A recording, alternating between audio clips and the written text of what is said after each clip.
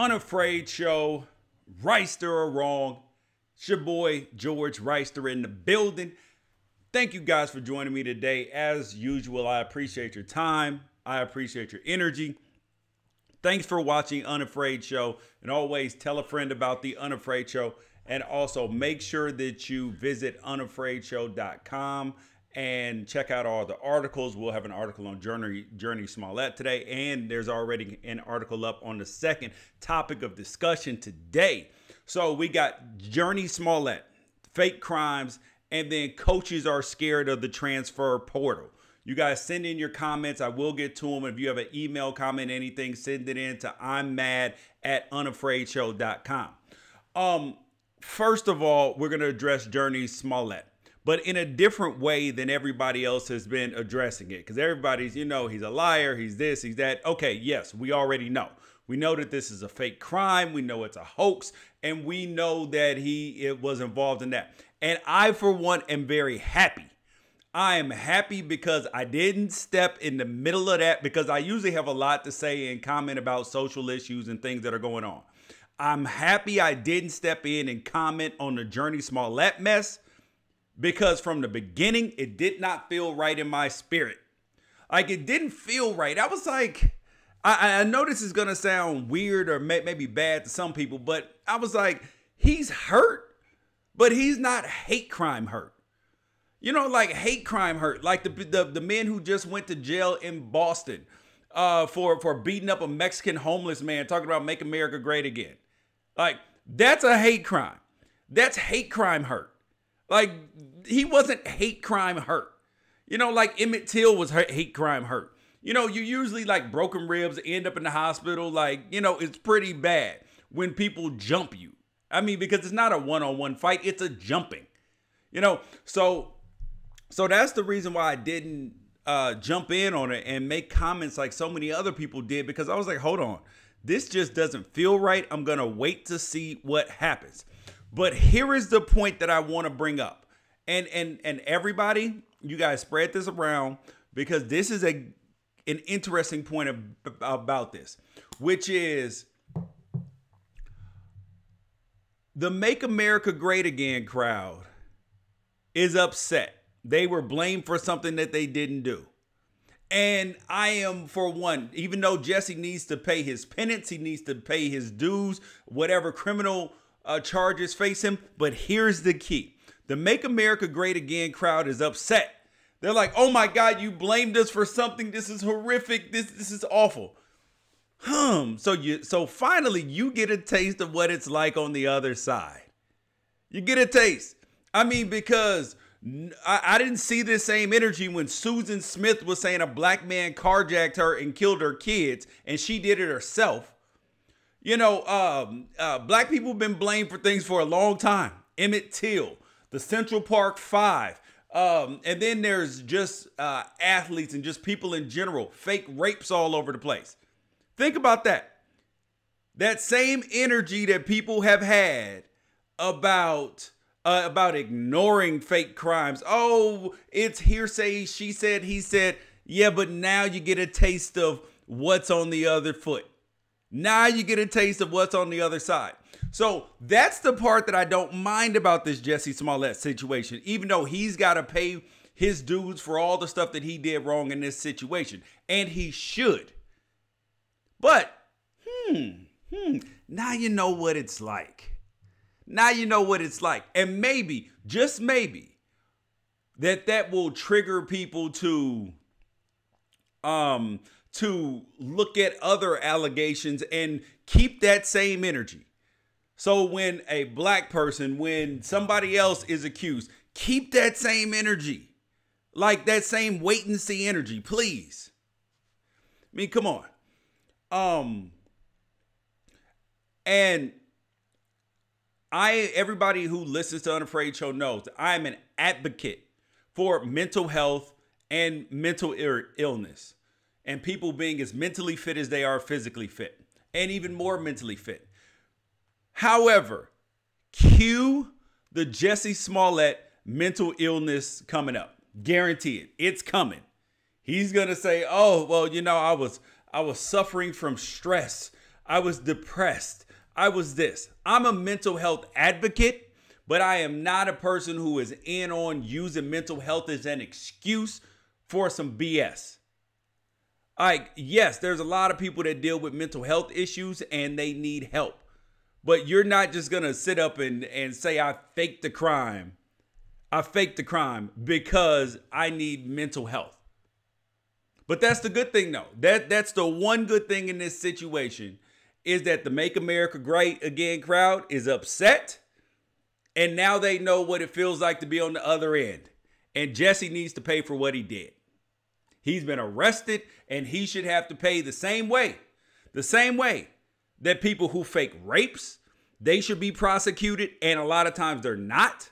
The same way that people who fake crimes against black people, Mexican people, whoever it is. If you fake a crime, your ass should be prosecuted. Like there's no two ways about it. I mean, there's so many times that we let people have a pass when they fake crimes, and there's absolutely no way, no how that it should happen. And here's the part that has not been talked about Jussie Smollett, is that he calls himself the gay Tupac. Why does he call himself that? Because he's a musician, and he has an album coming out. Next month, he's slated to have an album come out, and just so happens to fake a hate crime a month before. Sent himself a fake a fake note. And I'm sitting there like, hold up. When I looked at the note, I was like, yo, this is straight out of a movie. Like this is cut out pictures from a magazine. Like this is, I don't know what normal people, well, you're not normal if you're sending a hate mail, but what traditional hate mail looks like. But I mean, I don't know if it looks like the movie stuff or not, but that's part of the reason why I couldn't buy in, why I didn't jump in. It didn't feel right in my spirit. So, and that's why I'm a huge fan of J. Cole and the music and all of that. And the reason why is because he has a new song called Middle Child. And Middle Child is specifically about people like Jussie Smollett who fake crimes. I mean, it is like they do it for publicity. They do it for this, do it for that. And the reality is nobody's going to feel sorry for you, Jussie. You make $65,000 an episode on Empire and you're either mad because you wanted more or you're mad because, or mad because you want more press. You want more buzz about your album. You have to pay for your crime. But like I said again, the good news is that people on the other foot, my wife says something to me that I always think that gets on my nerves sometimes, but it's the truth. She says, oh, George, I hope one day that you feel how I feel about this situation. So then when it comes up again, you can keep that same energy. That's my new slogan. Keep that same energy. So maybe you can keep that same energy that you have about the last subject when it comes back up on you. So keep that same energy. And that's what I want the Make America Great Again crowd to do, is to keep their same energy. And keep that same energy when Susan Smith, when she fakes like her kids got drowned and says a black man did it. Keep that same energy when the lady who accused Emmett Till and got him killed and then admits that she lied. Keep that same energy. Throw her ass in jail. The Central Park Five. Do something about that. Said that they killed a jogger. And then you even had Trump intervening on it, and then you don't apologize. You have to do what's right. And if you do something wrong, you have to take accountability for that. And fake rapes.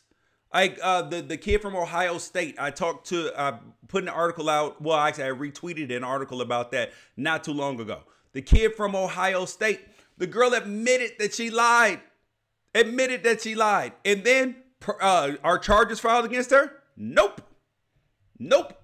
Wonder why. Come on, man. We got to stop this sort of thing.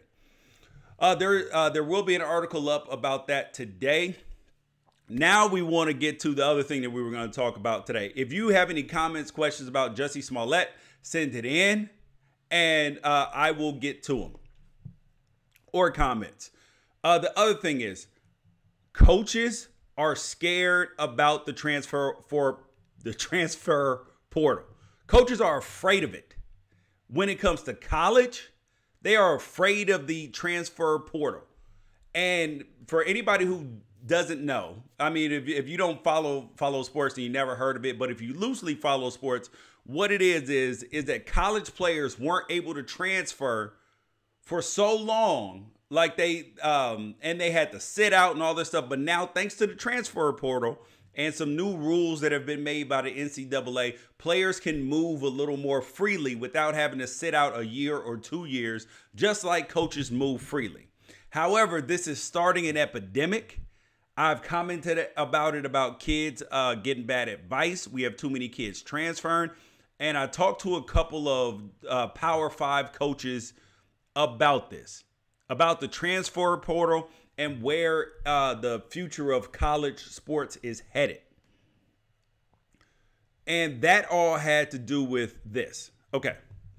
Is one of the things that we don't factor in when we're talking about the transfer portal. You guys swipe up, share the feed, tell a friend about the Unafraid Show.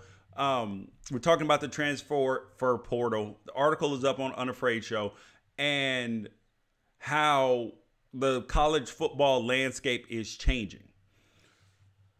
The first coach said to me, because I asked him, I said, are coaches upset about the transfer portal? He said, some of them are, but the problem is for a lot of them is that they didn't really embrace the fact that, number one, you have to treat your players right. And number two, you have to have a connection with your players.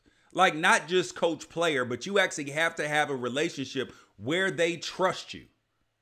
And if they don't trust you, they're going to bounce if they become disgruntled. And then that puts your recruiting classes in danger. It puts obviously your job and your big salaries in danger. So those are the things that he talked about. And another coach said to me, he said, it can become the wild, wild west. And if anything happens that a kid doesn't think he can persevere through, he'll leave. And what that means is that, and then that took me to the idea of, okay, so I know how people naturally are. When they believe that they are in a situation of power, they try to manipulate that or try to exercise that power to get what they want. So will kids know that, okay, coach, listen, you don't want to play me the way I want to be played. You don't want to give me the ball enough. You don't want to do things my way. I'll transfer. Is that possible? Yes, it is possible that kids will abuse that. But here is the thing that nobody talks about the transfer portal. And it all goes back to the recruiting. Because so many times these kids are becoming such big stars in the recruiting landscape. I'm the number 1 recruit. I'm the number 2. I'm the third best corner in the country. I'm the man. I got a national signing day. It's on television. This is must-see TV. And then when you go to college, you're starting from scratch. Like all of that pub that you had is gone. There's another big man on campus, somebody above you, elevated higher than you are. And that's tough for some kids to deal with. And then they get to the season and they either redshirt or don't play very much. And then you got people chirping in their ear. Mom, dad, sometimes friends, other teammates they used to play with. Oh, how come they're not using you right? Why aren't they using you right? And then there comes the embarrassment that comes along with that. There's an embarrassment that comes from not playing. And I know I dealt with it. When I went to Oregon, I ended up redshirting as a freshman. And that was very difficult for me because I felt embarrassed. You don't travel with the team. So I remember the first game, the team went to Michigan State to go play when Plaxico was there. And I'm thinking I'm on the team. The whole team goes to the game. No. Some of the team goes to the game, like 60 or 65 guys out of 105, and the other 40, stay at home. Think about that. And then in conference games, it's even less. I think it's 55 or something like that, or 60. So think about that. That's embarrassing. And that's what leads to some of these kids wanting to leave. And so the coaches that have connections with their players and treat their players right are less likely to have players leave in the transfer portal. And then, I mean, part of that is based upon the advice that they're getting from their family, friends, all of that stuff. But here is one thing when I was talking about the players potentially using that leverage as a bargaining chip to get what they want. One coach told me, he said, the thing that you always have to pay attention to is your locker room and the culture that you're creating. Because you can have a very talented player and he doesn't want to follow the rules, whether he's getting in trouble, whether he is buying in, all of these things. So you're faced with a decision as a coach. Do I either let this kid leave or force him to leave and keep my culture intact, or do I cater to him, which then everybody else on the team sees, and then I'm going to have a problem out of the rest of the team and what I'm trying to build?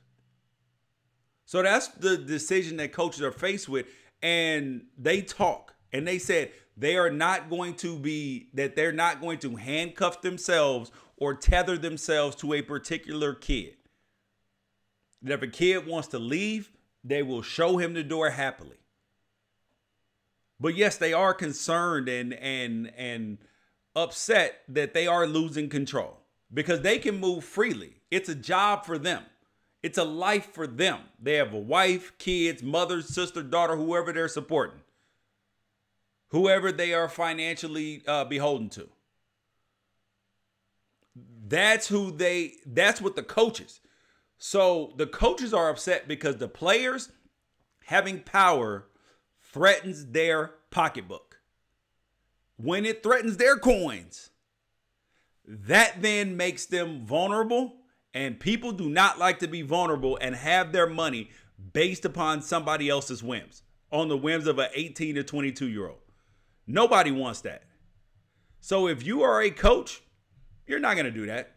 You are not going to have a situation where a kid is dictating what is going on in your life. And they don't like that at all, not one single bit. And that's why they are afraid of that. And then the other side of it is this. We always have to have our kids prepared for adversity, because there's so many times that we see kids that are, generation, whatever it is, that because they're not millennials, the next generation of kids, as parents, they coddle them. They don't, have them take accountability. They let their kids just, it's always somebody else's fault. And when it comes to college football, especially college football, college basketball, there are only so many starting jobs. So the expectations to start as a freshman, everybody can't start as a freshman. Everybody can't compete as a freshman, especially on big time teams. If you go to Alabama and you play as a freshman, that means somebody got hurt.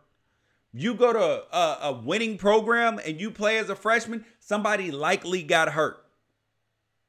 I mean, really consider that. So don't look down upon, because a lot of it comes from pressure from the public, family, friends, all of that. We got to take the pressure from the recruiting. Because if kids are looked at in the recruiting process and they're like, oh man, I'm the man, I'm this, I'm that, there's expectations.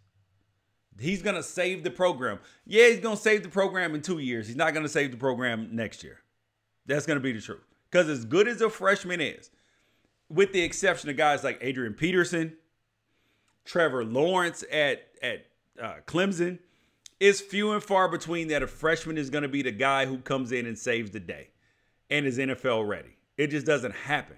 And a lot of times that perseverance and that stick-to-itiveness, if you will, to get through the hard times is what the kids need, is what's best for them, best for their future, and best for their life. And a lot of times they don't want to hear it. A lot of times they don't want to hear it. And the coaches then have to deal with these kids a completely different way. And they don't like it, and I wouldn't like it. You guys are listening to The Unafraid Show. You guys make sure you visit unafraidshow.com. I'm considering doing something every day called Wrighster or Wrong 5 Good Minutes.